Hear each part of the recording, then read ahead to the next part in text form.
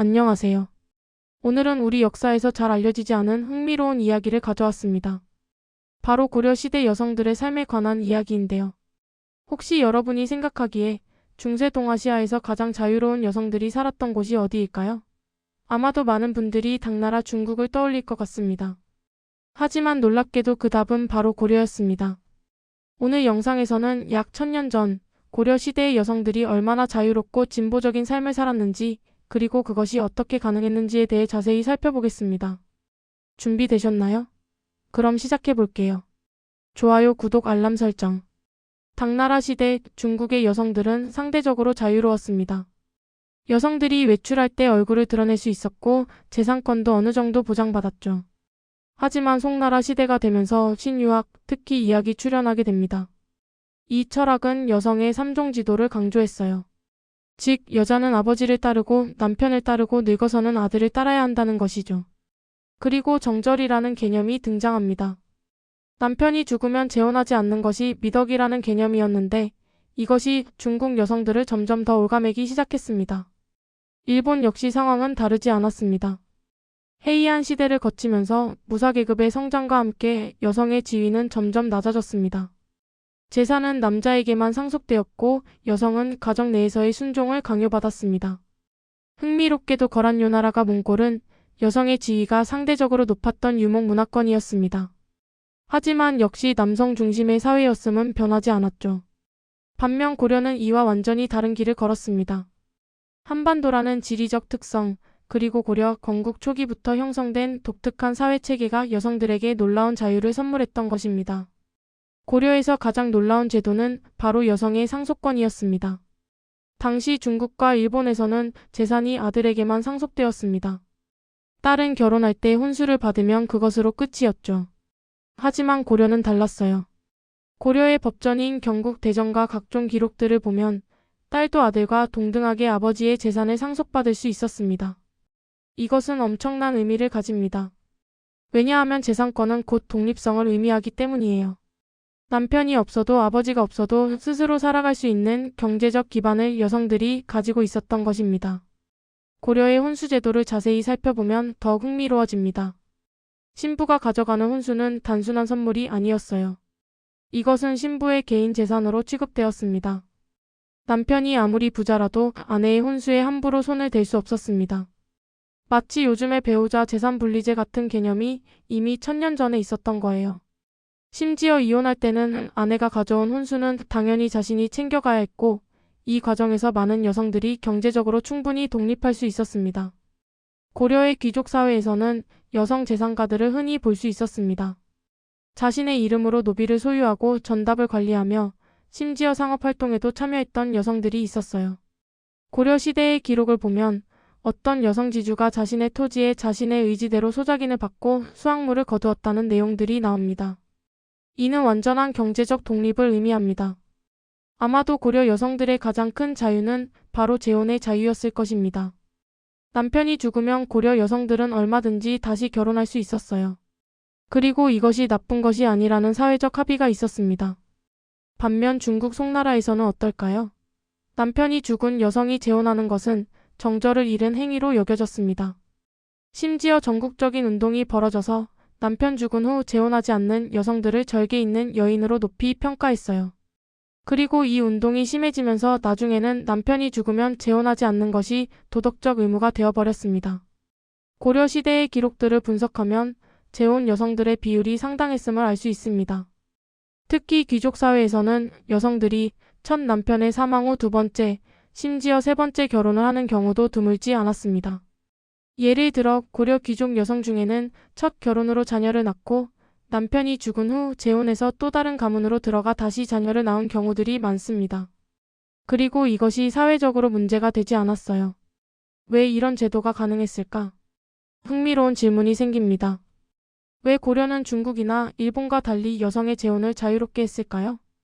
첫 번째 이유는 고려의 건국 배경입니다. 왕권은 신라를 멸망시키고 고려를 세웠을 때 기존의 신라 귀족들을 회유하기 위해 혼인 정책을 펼쳤습니다. 왕권의 아들들이 귀족 여성들과 결혼하게 함으로써 새로운 지배 체계를 만든 것이죠. 이 과정에서 여성들, 특히 귀족 여성들의 지위가 높아질 수밖에 없었습니다. 정치적 동맹 수단으로서 귀족 여성들의 가치가 높았거든요. 두 번째 이유는 한반도의 문화적 특성입니다. 고대 한반도의 부여, 고구려, 삼국시대의 기록을 보면 여성들의 지위가 상대적으로 높았다는 기록들이 있습니다.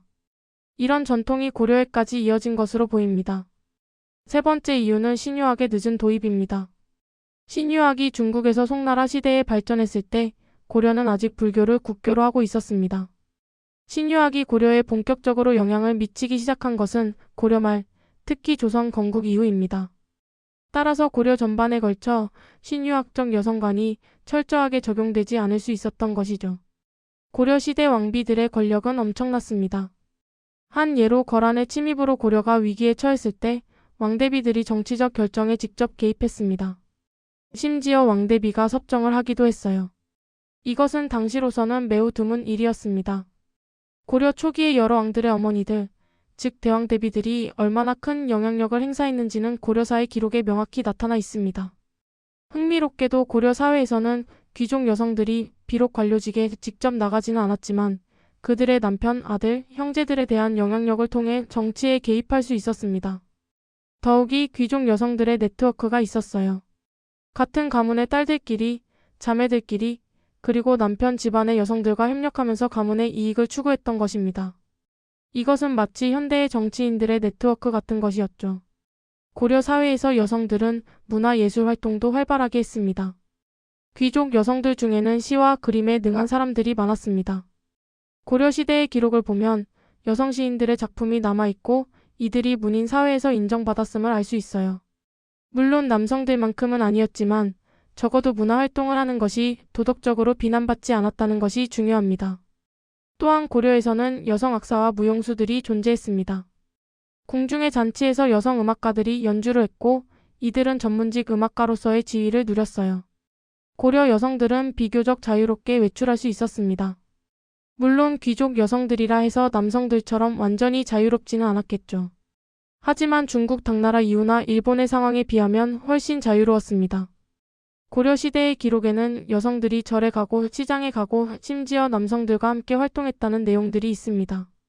고려의 귀족 여성들, 특히 왕족 여성들은 교육을 받을 수 있었습니다. 한문을 배우고 역사를 배우고 시와 문학을 배웠어요. 물론 남자 아이들만큼 체계적인 교육을 받지는 않았지만 읽고 쓸 수 있는 여성들이 상당수 있었다는 것은 중요합니다. 흥미로운 통계가 있습니다. 고려 여성들의 평균 결혼 나이는 중국이나 일본보다 높았습니다. 많은 경우 여성들이 10대 중반이 아닌 10대 후반이나 20대에 결혼했어요. 이것은 여성이 정신적, 신체적으로 더 성숙한 상태에서 결혼을 했다는 의미입니다. 이혼한 여성들도 사회에서 낙인 찍히지 않았습니다. 이혼 여성이 다시 결혼할 때 그 신분이나 지위에 큰 변화가 없었다는 뜻이에요. 당연히 좋은 가문의 남성과 다시 결혼할 수도 있었습니다. 송나라 시대 중국의 여성들과 고려의 여성들을 비교해보면 극명한 차이가 보입니다. 중국 송나라의 신유학자들이 여성의 정절을 강조하고 재혼을 금지하는 운동을 벌이던 시대 고려의 여성들은 자유롭게 재혼할 수 있었습니다. 중국에서 남편이 죽은 여성이 생활 고충으로 재혼을 하면 그것은 도덕적 실패로 낙인 찍혔어요. 심지어 자신의 아들들, 가문의 사람들로부터 원망까지 받을 수 있었죠. 반면 고려에서는 이런 도덕적 압박이 없었습니다. 일본의 해이한 시대를 보면 귀족 여성들이 문학활동을 활발하게 했다는 점에서 고려와 공통점이 있어요. 실제로 겐지무러나 만요슈 같은 고전 문학 작품들에는 여성 작가들이 기여했습니다. 하지만 재산권과 혼인 관계에서는 완전히 달랐어요. 일본의 귀족 여성들도 재산을 상속받기 어려웠고 이용권도 제한적이었습니다. 흥미로운 것은 고려와 거란요나라 사이에 교류가 있었다는 점입니다. 거란 여성들의 지위도 중국에 비해 높은 편이었어요. 유목 및 문화권에서는 여성들이 경제활동에 참여해야 했기 때문입니다. 혹시 이것이 고려에 영향을 미쳤을까요? 고려가 거란의 침입을 받으면서 한편으로는 문화적 영향도 받았을 수 있습니다. 하지만 이것은 추측이고 확실한 것은 고려가 고유한 전통 속에서 여성의 지위를 보장했다는 점입니다. 이제 구체적인 사례들을 살펴봅시다. 고려 정종 시대의 기록을 보면 정종이 먼저 한 여성과 결혼했는데 후에 이 부인이 죽자 정종은 다시 결혼했습니다. 하지만 여기서 주목할 점은 첫 번째 부인의 자식들이 여전히 왕위 계승자로 인정받았다는 것입니다. 즉, 어머니의 혼인 관계가 아이들의 신분에 영향을 주지 않았던 것이에요. 이것은 결혼과 혼인 상태가 사회적 낙인으로 작용하지 않았다는 증거입니다. 고려 귀족 가문들의 족보를 분석하면 흥미로운 패턴이 보입니다. 많은 여성들이 한 번이 아닌 두 번, 세 번 시집을 갔어요. 그리고 각 가문에서 그들의 기여가 기록되어 있습니다. 예를 들어 어떤 여성이 A 가문의 남편과 결혼해서 아이를 낳고 남편이 죽은 후 B 가문의 남편과 다시 결혼해서 또 다른 아이들을 낳은 기록들이 있어요. 그리고 이 여성은 두 가문 모두에서 중요한 인물로 취급받았습니다. 고려가 불교 국가였다는 점도 중요합니다. 불교에서는 여성도 출가할 수 있었고 비구니 사찰이 존재했습니다. 일부 고려 여성들은 남편의 죽음 후나 혹은 선택에 의해 출가했어요. 그리고 출가 여성들, 즉 비구니들은 상당한 종교적 권위를 누렸습니다. 심지어 일부 비구니는 왕실과 직접적인 영향력을 행사했다는 기록도 있습니다. 이것은 여성들에게 또 다른 삶의 선택지를 제공했다는 의미입니다. 결혼만이 여성의 유일한 길이 아니었던 것이죠. 여기서 중요한 점을 짚고 넘어가야 합니다. 고려 여성들이 자유로웠다고 해서 그것이 완전한 성평등을 의미하지는 않습니다. 고려 사회는 여전히 남성 중심의 사회였어요. 여성들은 관료가 될 수 없었고 국가 정치에 공식적으로 참여할 수 없었습니다. 과학, 기술, 학문 같은 분야에서도 남성들이 주도적이었죠. 또한 고려 여성들의 지위는 계급에 따라 크게 달랐습니다. 귀족 여성들이 누린 자유는 평민 여성들에게는 해당되지 않았어요. 평민이나 노비 여성들은 훨씬 제한적인 삶을 살았을 것입니다. 재미있는 것은 공식 법률로는 여성의 권리가 보장되었지만 실제로 모든 가문에서 그것을 지켰는지는 알 수 없다는 점입니다. 일부 보수적인 가문에서는 법보다 가부장적 전통을 더 따랐을 수도 있거든요. 고려 말로 갈수록 특히 신유학이 점차 영향력을 미치기 시작하면서 여성들의 권리가 점차 제한되었습니다. 고려 말기의 기록을 보면 정절에 대한 강조가 증가하고 재혼이 예전만큼 자유롭지 않아지는 경향이 보입니다. 그리고 조선 건국 후에는 신유학이 국가 이념이 되면서 고려 여성들이 누렸던 많은 자유들이 사라지게 됩니다. 이 이야기는 우리에게 무엇을 말해줄까요? 첫째, 제도는 변할 수 있다는 것입니다. 여성의 낮은 지위가 자연스럽거나 불가피한 것이 아니었다는 증거입니다. 고려는 다른 선택을 했고 그것이 작동했어요. 둘째, 문화와 철학이 중요하다는 것입니다. 신유학이 들어오기 전 고려의 기존 문화 속에서 여성의 지위가 자연스럽게 높았다는 것은 문화와 사상이 얼마나 큰 영향력을 가지는지 보여줍니다. 셋째, 역사는 일직선이 아니다는 것입니다. 우리는 흔히 역사가 발전 방향으로만 나아간다고 생각하지만 고려의 예는 때로는 후퇴할 수도 있다는 것을 보여줍니다. 고려 여성들이 누렸던 자유는 조선시대에 사라졌거든요. 오늘 우리는 1000년 전 고려 시대의 여성들이 얼마나 자유로운 삶을 살았는지 살펴봤습니다. 재산 상속권, 이혼의 자유, 재혼의 자유, 그리고 사회적 영향력까지.